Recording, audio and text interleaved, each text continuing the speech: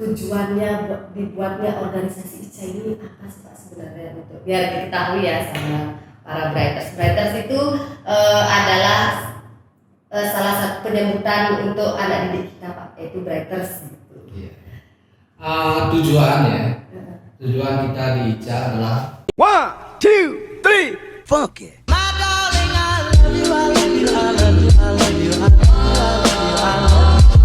Halo Bright, welcome to Mocan FM.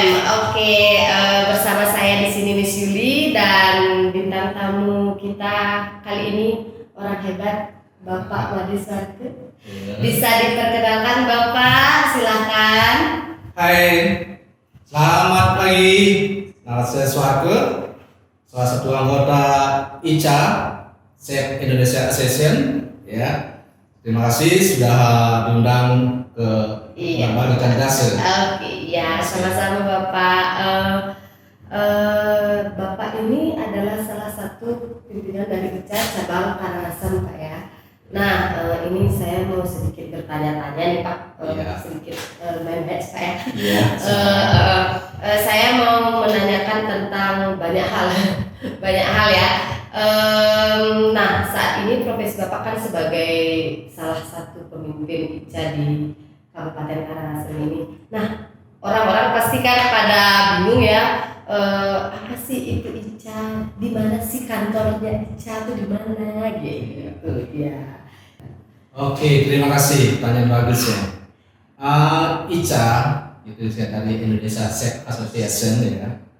ICA itu bukan hanya di Karangasem saja ada ya. Oh ya. Hampir seluruh Indonesia. Hampir seluruh Indonesia. Di Indonesia sudah 24 badan pengurus daerah. Hampir sudah 75% ya. Wow. Di Bali kita sudah punya cabang 18 kota di Bali. Salah satu cabang kita di Karangasem ya. Nah, kebetulan saya juga dulu pengurus ya, pengurus cabang ya, terus saya juga wakil ketua dan ketua bidang SDM dan organisasi. Jadi ICA itu menurut saya ini salah satu kebanggaan ya, kebanggaan bagi saya suatu anggota ICA, ICA Karangasem ya. Dan dipercaya ya sebagai wakil dan dalam pengembangan SDM juga dan organisasi ICA itu sendiri. Berarti kira-kira untuk ada nggak sih Pak ofisnya ICA itu di mana ya kalau boleh tahu? Siapa tahu nanti ada yang mau mendaftar gitu, boleh kan ya, bisa ya. Iya, ofis kita sekarang ada di Monak Bali Cadidase. Di sini bisa ofis kita di Monak Bali Cadidase. Dan terima kasih sekali kepada Monak Cadidase yang sudah bersedia menerima kami dan memberi satu ruangan kepada kami di ICA, kepada ICA Cadidase Karangasem untuk dijadikan tempatnya sebagai sekretariat ICA Karangasem. Alamatnya juga di kawasan Cadidase ya, tempat kami yang di wisata ya, karena di daerah kebetulan juga di daerah pariwisata ya di sini. Nah, tujuannya dibuatnya organisasi ICA ini apa sih Pak sebenarnya, untuk biar diketahui ya sama para Brighters. Brighters itu adalah salah satu penyebutan untuk anak didik kita Pak, yaitu Brighters gitu. Iya. Tujuan kita di ICA adalah pertama kita mengadakan silaturahmi ya dengan semua pengurus, dengan semua anggota, dengan semua orang yang bergerak di bidang kuliner. Terus kedua, tujuan kita adalah untuk mencari pengalaman ya, sharing ilmu dengan teman-teman yang lain, juga mengadakan relasi kita dengan hubungan ya dan organisasi. Juga selanjutnya kita juga mengembangkan kuliner gitu. Kuliner yang ada, terutama juga kuliner yang kita punya ya, kuliner yang ada di daerah masing-masing. Itu tujuan pertama dari ICA sesuai dengan anggaran dasar rumah tangga ICA adalah untuk mengembangkan yang di bidang kuliner. Baik. Nah, gini Pak, sebelum ikut di organisasi ICA ini bisa diceritakan pengalaman-pengalaman sebelumnya sampai akhirnya berada di organisasi ICA ini dan sebagai salah satu pemimpin ICA di Kabupaten Karangasem. Ya, terima kasih. Pengalaman saya mungkin ya tidak terlalu banyak ya. Saya bergerak di kuliner itu sudah baru ya. Baru jalan 32 tahun. Baru ya. Saya Sudah lama ya, saya baru 25 tahun ini bapaknya sudah. Wah, Saya hebat ya. ya tamat di satu ya, diploma 1 itu dari Dianapura itu tahun 88 Tahun 88. ya, 1988. Itu saya belum lahir. Dan bapak ibu saya Itu. belum nikah. Itu pengalaman saya pertama bekerja di hotel adalah di Jayakarta Hotel, dan selanjutnya setelah itu saya di Karka Plaza. Karka Plaza. Terus saya balik di Bali Sanur Bungalu di Sanur. Dan saya di Ayat. Di Grand Hyatt. Ayat Oh, di di Sanur. Hyatt. Sanur. Dulu selain saya pulang kampung. Pulang kampung, tempatnya di sini di Puri Bagus. Iya. Nah, di Puri Bagus. Terus saya kembali lagi sama di Candi Beach. Ya, saya lawan Candi Beach, tapi saya tempatkan di Legian Beach Hotel di Legian. Nah, setelah itu saya pindah lagi ke Maya Ubud,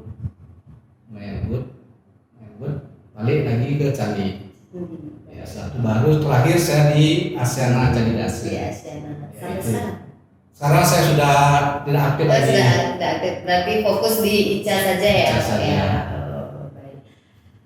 Nah, Bapak di sini kan sebagai salah satu seorang pemimpin, pernah nggak sih mempunyai pengalaman misalkan anak buahnya yang suka bikin kesel atau suka bikin masalah, terus kayak terjadi perpecahan gitu, misalnya saling tidak yang ini pendapatnya seperti ini, yang satunya pendapatnya seperti ini. Kan biasa ya Pak ya, dalam suatu organisasi pasti ada aja perbedaan pendapat seperti itu. Nah, bagaimana cara Bapak untuk menghandle-nya biar jadi satu pendapat gitu, biar nggak berbeda-beda seperti itu? Memang ya, kita tetap pasti ada aja perbedaan ya, dimanapun ya, baik itu di industri ya maupun di organisasi ya. Di organisasi juga kita memang ada sering pendapat ya, beda pendapat, tapi kita beda pendapat itu gimana kita cara mengucapkannya ya, bukan hanya khusus yang lainnya ya harus begini harus begitu ya. Kita semua tampung pendapat mereka ya. Setelah tampung kita bahas kembali ya, di mana pendapat si A pendapat si B.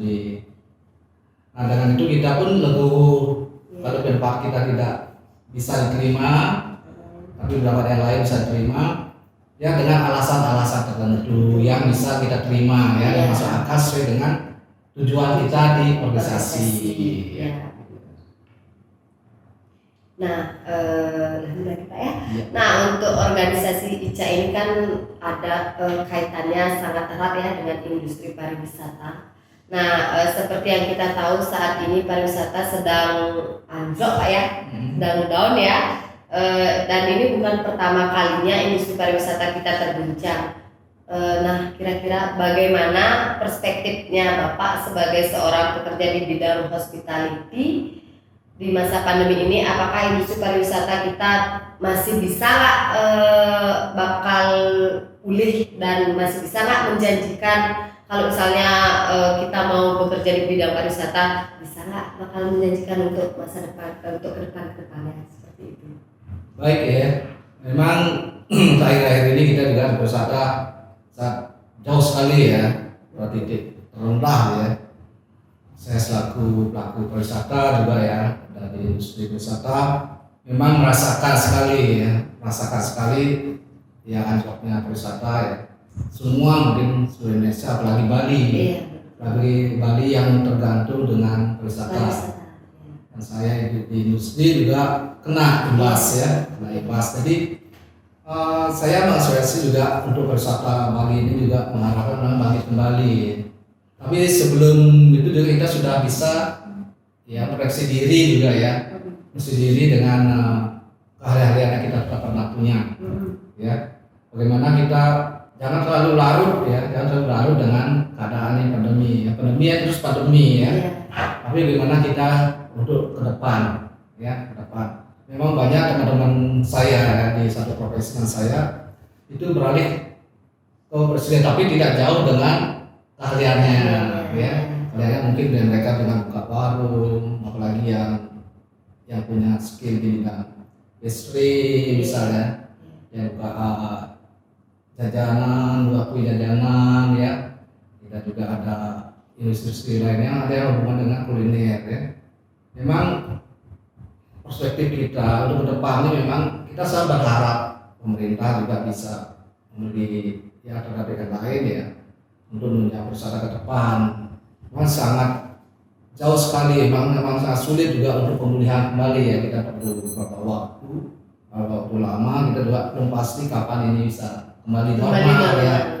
Setidaknya kita juga sudah berusaha ya, dengan pandemi ini pun kita sudah punya kreativitas ya. Iya, betul. Kreativitas karena ide-ide kita yang selama ini kita terlalu membanggakan dengan keadaan yang dulu ya. Iya. Jadi kita lupa bagaimana kita ke depan untuk mempersiapkan diri pada saat begini ya. Ya, betul sekali ya. Nah, untuk pertanyaan selanjutnya berbicara tentang titik terendah saat ini. Banyak orang di luar sana yang merasa aduh, saya gimana ya, kayak gini, lagi pandemi kayak gini, saya nggak bisa apa-apa kayak gitu. Kayak mereka tuh berada di titik terendah dalam hidupnya ya, khususnya para pelaku di industri pariwisata ini Pak. Nah, karena dampak dari pandemi ini, dari sisi Bapak sendiri sepanjang perjalanan karir di dunia hospitality industri ini, ada nggak sih titik tersulit Bapak, titik terendah Bapak dari yang lebih sulit dari masa pandemi ini? Terima kasih ya. Tapi memang ini pandemi ya, ini yang tersulit ya. Tersulit ya. Saya juga pernah mengalami juga waktu bom Bali 1-2 ya. Memang itu hanya 3 bulan sudah pulih ya. Tapi pada saat pandemi seperti ini, kita juga tidak bisa prediksi kapan bisa selesai ya. Iya, betul. Kapan bisa selesai, memang ini paling sulit bagi kami yang di industri wisata ya. Kita tidak bisa berbuat banyak ya. Sana sini juga teman-teman kita juga demikian juga, bahwa restoran apalagi ya restoran kecil-kecil sudah tutup semua. Tutup semua ya. Jadi semua yang selama kita banggakan, selama kita bisa sebagai penghasil ya untuk menutupi biaya hidup kita, sudah akhirnya tak bisa lagi, tidak bisa cari, istilahnya kita tak bisa mengais rupiah lewat pariwisata lagi gitu ya. Nah, untuk di masa sekarang ini, apakah ada Pak yang program dari organisasi ICA tersendiri, bakal mau buat program apa sih di saat pandemi kayak gini gitu, yang untuk memajukan kuliner di Kabupaten Karangasem? Baik, kita di ICA, nama juga di cabang ya, cabang Karangasem juga kita sudah nyiapkan program ya, program yang kita gunakan ya, yang kita akan kerjasama dengan instansi terkait ya. Mungkin waktu ini kita juga mengadakan pelatihan, walaupun dari hasil pelatihan pun tidak terlalu banyak yang kita harapkan juga.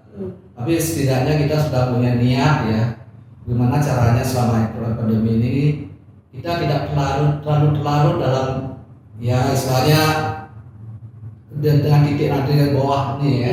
Ekonomi turun, kita tidak bisa berkembang, biar kita tidak larut, dengan kita memberi pelatihan ya, pelatihan mungkin dengan home industry. Jadi kita mungkin kita bisa memanfaatkan hasil-hasil yang ada di saluran pengobatan si COVID dengan mengembangkan ya kerajinan yang lain, walaupun itu kecil hasilnya. Nah setidaknya kita sudah niat ya. Berarti kalau untuk program ICA tersendiri itu akan membuat program-program pelatihan gitu yang apa yang bisa dijadiin kayak misalnya tadi Bapak bilang singkong, terus ada jagung mungkin Pak ya yang bisa diolah gitu. Dan untuk pelatihannya. Nah, pertanyaan terakhir Bapak, sebelum kita main game sedikit, game nggak susah kok Pak gitu. Nggak susah kok. Terakhir nih Pak, apa yang perlu dipersiapkan untuk para writer saat pariwisata pulih kembali? Memang Pesan-pesan untuk writersnya. Oh iya. Mudah-mudahan ya, saya harapkan juga pariwisata cepat pulih ya.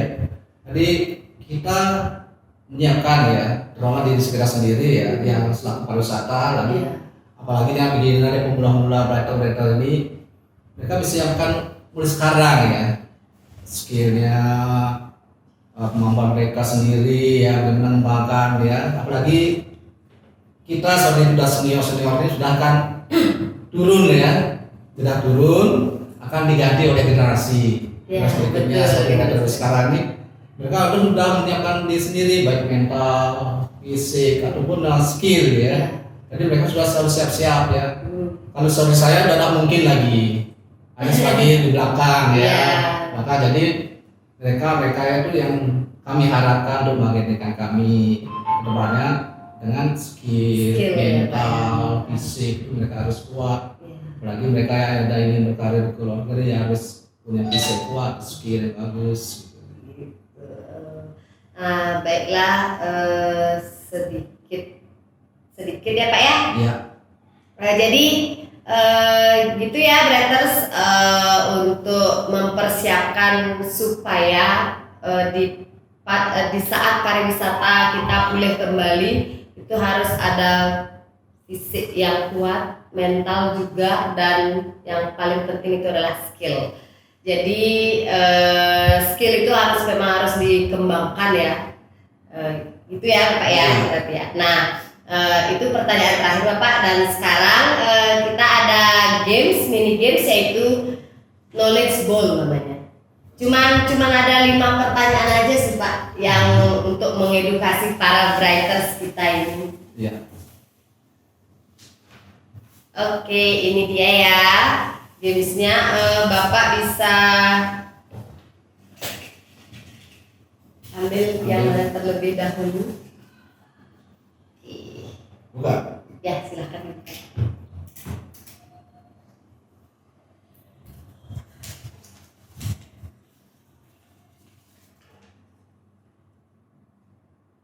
Apa itu Pak pertanyaannya kalau boleh tahu? Menu andalan dari Bapak share coba sebutkan beserta ingredientsnya. Apa sih Pak menu andalannya Bapak yang ini loh hasil karya saya, ini loh menu andalan saya. Terus mungkin writers atau pemirsa mau tahu kayak gimana sih menunya, terus apa ingredientsnya ya kayak gitu. Nah, mungkin bisa dijelaskan. Baik, menu andalan saya ya, mungkin banyak ya. Semua Banyak juga menu andalan. ya. Kita Salah satunya aja Pak. Jangan rahasia Pak. Menu yang terakhir saya buat tuna tomato salsa. Tuna tomato salsa. Tuna. Salsa. Bukan salsa nari ya, bukan ya, beda ya. Terakhir mungkin menu ini ya, ini saya buat dari bahan-bahan tradisional ya. Seperti apa itu Pak? Bahan salsa ini kita coba rubah ya. Dulunya kita buat dari semua yang ada kaitan dengan Thai ya, tapi kita coba rubah apa yang kita punya ya di lingkungan kita ya. Kebetulan menu ini tuna ya, tuna kita udah punya ikan ya. Tadi tuna ini yang kita langsung kita ada slice ada pakai itu ya, pakai daging aja boneless ya. Nah boneless ini tuna ini kita marinate ya, Kita sampai sudah pasti dengan lime juice juga. Iya. Ya, itu tinggal grill ya. Di Tapi grill. tidak harus hanya medium ya, tidak terlalu well done ya. Sedangkan ingredientnya udah tomato salsa udah pasti salsa ya. Nah, yang damping tomato ini juga kita ambil dari juga kita pakai kemangi ya. Kemangi juga kita pakai daun apa namanya? Daun pepe juga ya, pepe ya, yang sering kita yang ada di Yang pahit itu Pak ya? Oh, enggak pahit ya? pahit. Oh bukan ya, salah saya. Pahit ya. Terus kita ada campur semua nih, yang pakai salsa nih kita pakai daun-daunnya ya. Nah, terus biasanya pakai oregano, kita ubah pakai kemangi, terus pepe. Juga pakai daun jeruk purut, ya daun jeruk purut kita pakai, terus pakai lemon juice ya, pakai lemon juga kita dengan cabai Bali ya, Cabai Bali. yang warna hijau itu campur tapi cabai Bali ini tidak dicop, hanya di slice, diambil kulitnya di dalamnya itu, di tengah diambil gitu ya. Nah itu yang hanya fleksibel atau sederhana ya, simple sekali Ya bisa ininya. bisa dengan bahan-bahan tradisional yang Tradisional, kita ya. punya ya Pak ya. Ya. Kalau kita buat menu itu kita tergantung apa bahan kita. Nah, ya. Jadi jangan kita buat menu sambil cari bahan yang susah ya. Susah ya benar. Kita pesan pada writers itu, kalau kita buat menu lihat ya apa yang kita punya. Nah terus bagaimana kita cara ngolahnya. Terus kita bagaimana cara mengombinasikan dari bahan-bahan tersebut. Ya. Misalnya bahannya rasa gini, bahan gini. Soalnya menu makanan sudah mentok, misalnya udah pasti Iya. kita tidak bisa berubah. Iya. Misalnya spaghetti bolognese sudah pasti ya. Iya betul. Kalau buat menu baru tuh kita yang punya ide. Iya Kita betul. punya ide, kita buat ya coba dulu ini, oh gini jadinya. Akhirnya kita buat standar resipinya. Baik. Sangat mengedukasi ya. Para writers bisa mencobanya ya. Nanti untuk ingredientsnya ada di bawah ini. Oh, salah ya. Oke, lanjut Bapak. Lagi 4 pertanyaan. Ya.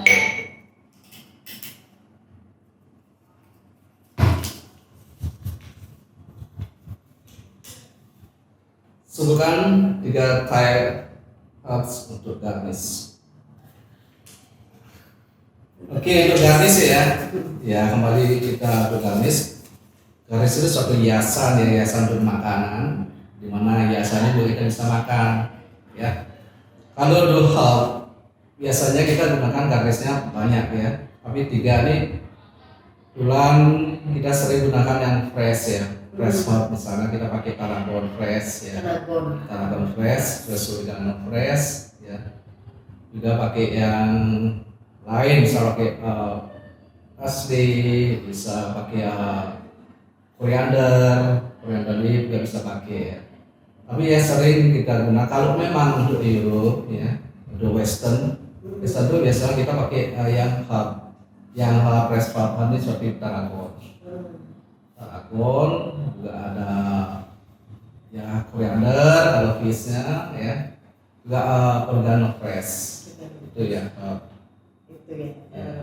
Sebenarnya banyak ya Bapak ya. Banyak, ya. Cuman saya Menyesuaikan, sebutkan 3 aja ya. sih biar waktunya nggak terlalu banyak. Nah, kita juga Jujur banget ya. menyesuaikan dengan Iya, makanan iya ya. benar ya. Sesuaikan dengan makanan, sesuai dengan apa yang digunakan dalam garnish tersebut, cocok lah sama Cocok nggak sama tersebut. makanannya ya. Betul. Oke, sudah? Nah, Next Bapak lagi 3 pertanyaan.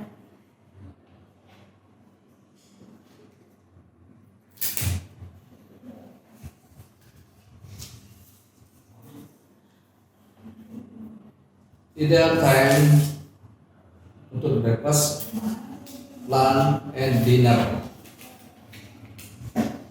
Untuk breakfast ya, namanya sarapan pagi itu biasanya kita, pengalaman saya ya, Iya. di hotel itu biasa dari jam 7 sampai jam 10. jam 7 sampai jam 10. Itu kalau jam 11 late breakfast nanti udah tiduran ya. Udah tiduran Bangun ya.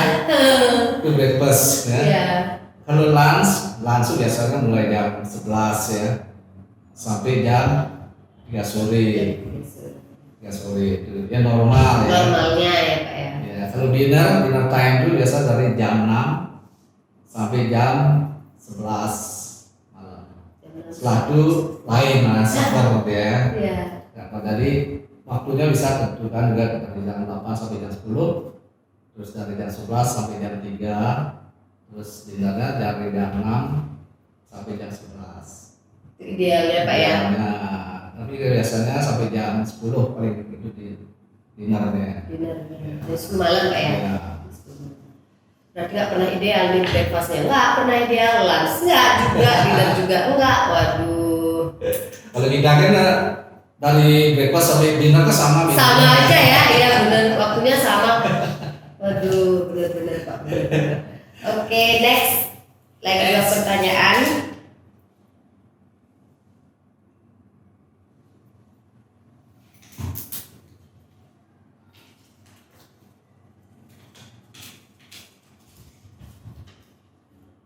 Apa yang dimaksud dengan dessert, main course, appetizer?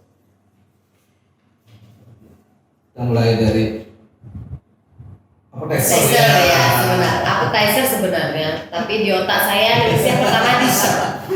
Nggak ngerti juga saya ya sebenarnya kenapa bisa seperti itu. Oke, appetizer adalah satu makanan pembuka ya. Appetizer ini adalah satu makanan yang tidak perlu banyak ya. Iya. Makanan pembuka ini artinya makanan yang bisa menggugah untuk kita makan selera. Seperti apa itu Pak? Biasanya makannya rasanya sedikit asam. Ya, selera asam dengan rasa asam ini akan selera makan kita akan muncul keluar ya. Jadi appetizer ini biasanya makanya kebanyakan appetizer ini pakai saus cake yang sedikit rasa asam. Bisa disebutin apa salah satu makanan untuk appetizer ini Pak? Kalau appetizer itu biasanya ada salad ya. Salad ya. Salad ya. Terus ada dua ya. Cool appetizer dengan hot appetizer. Jadi cool appetizer itu sejenis salad ya. Iya. Kalau hot appetizer itu mungkin dengan jenis yang lain ya, seperti ya bisa spring roll, bisa ya itu. Tapi rasa untuk ini saladnya ada sedikit asam. Jadi dengan rasa asam pun akan menggugah selera untuk makan. Dengan porsi yang Kecil ya. Jangan banyak-banyak. Ya. Terus main course itu udah jelas makan utama ya. Jadi untuk makan utama ini ya jumlah dari volume atau kuantitasnya akan lebih banyak ya. Main course, lunch, juga dinner juga kadang-kadang beda ya. Kadang-kadang main course lunch itu biasanya lebih sedikit daripada dinner. Oh gitu Pak ya? Iya. Saya kira sama ya. Porsinya saya kira lunch sama dinner sama aja. Dan itu sama aja. Ternyata berbeda ya. Wah. Ya, kalau di lunch biasanya itu kita sudah breakfast sejak awal. Ya awal. Breakfast jadinya lunch itu kadang-kadang sedikit. Ya. Lain kita orang Indonesia ya, mungkin sama ya breakfast Iya, bener-bener. sama ya. Bener-bener. Ya, itu kalau dinner dia lebih lengkap ya, Lengkap. lebih banyak dinner. Ya. Jadi beda, mungkin volumenya lebih banyak dinner pada lunch. Nah, dessert mungkin di sini makan penutupnya. Dessert ini mungkin sedikit rasa dessert mungkin manis ya. Manis ya. Manis, jadi kalau kita sudah makan penutup berarti rasa manis ya. Jadi selera makan tuh selanjutnya itu udah ada lagi ya. Udah punya lagi selera, udah tutup dengan rasa yang manis. Jadi untuk selanjutnya makanan yang lain udah ada minat lagi ya. Itu untuk dessertnya. Ini pun kadang-kadang dia lebih kecil ya, volumenya kecil. Porsinya lebih kecil ya. Kecil itu dessert. Oke. Kalau misalnya nanti tidak ada dessert, bisa lihat saya aja kan yang manis-manis. Manis.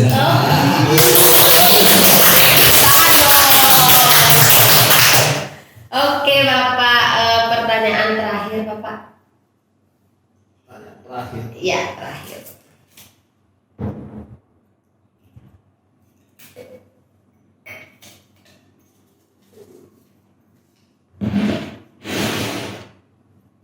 Coba sebutkan ingredient dari menu Caesar salad.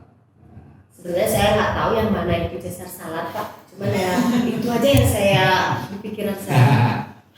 Caesar salad itu harus halal ya, kita udah punya standar gitu ya. Biasanya salad yang pakai adalah romaine. Ya, romaine yang salad yang pakai untuk Caesar salad tuh. Ya, depannya garamnya manis ya. Itu Rasanya manis. Ya, romaine salad, romaine lettuce. Nah, saus ya. Kalau standarnya klasiknya Caesar salad ini dia dasarnya adalah mayones, terus campur dengan crispy bacon, ya, crispy bacon terus campur dengan anchovy, ya. Terus campur dengan chopped garlic, ya. Kadang campur sedikit dengan apa namanya itu wine. Ya. Wine terus pepper. Itu biasanya dasar dari Caesar sausnya. Sausnya itu bacon ya, crispy bacon yang dicop. Terus garlic yang dicop.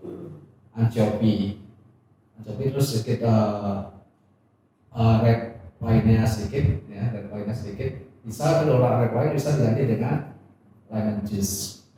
Ya. Terus ada salt pepper. Ya, itu dasar dari Caesar dressing, Caesar sausnya. Itu ada yang kadang-kadang Caesar saladnya pakai namanya dressing ya, fried dressing pakai ya. Fried dressing dasarnya lime juice ya, gitu. Ya, tapi yang ini sebenarnya apa itu dasar pakai mayones ya, yang saya jelaskan tadi. Ya. Itu pun saladnya harus campur deh. Campur Pak ya, semuanya ya dicampur. Benar-benar pernah coba ya? Belum. Bisa dipikirin. Hubungin Adi. Oke, nanti bisa dibikinin Aji. Nanti dibikinin ya Aji ya. Saya request. Oke. Nah, bayar sih gratis dong. Nah, itu saja Bapak pertanyaan kita. Hanya ada 5 pertanyaan. Nah, sebelum kita menutup perjumpaan kita, ya mungkin bukan terakhir kali Pak ya. Semoga Bapak tidak kapok, semoga Bapak tidak bosan-bosan untuk datang ke sini podcast sama saya atau sama miss yang lain nanti. Jangan pernah bosan-bosan Pak ya. Maafkan ya Pak ya, kata-kata saya mungkin ada yang menyinggung Bapak. Tidak ada sekali, tidak ada. Ya, terima kasih. Ini kebetulan juga Mona Cendasa juga rumah kedua. Silaturahmi ya. Iya betul ya. Kayak Ramadan ya. Nah, sebelum kita tutup podcast kita, apa Pak motivasi Bapak untuk Brighters supaya tetap optimis menghadapi tantangan dan supaya tetap semangat mengembangkan potensi diri Brighters? Ya, kalau pesan saya ya, tetap semangat ya, jangan menyerah, lakukan yang terbaik, do the best ya. Di depan pasti ada jalan yang lebih baik lagi.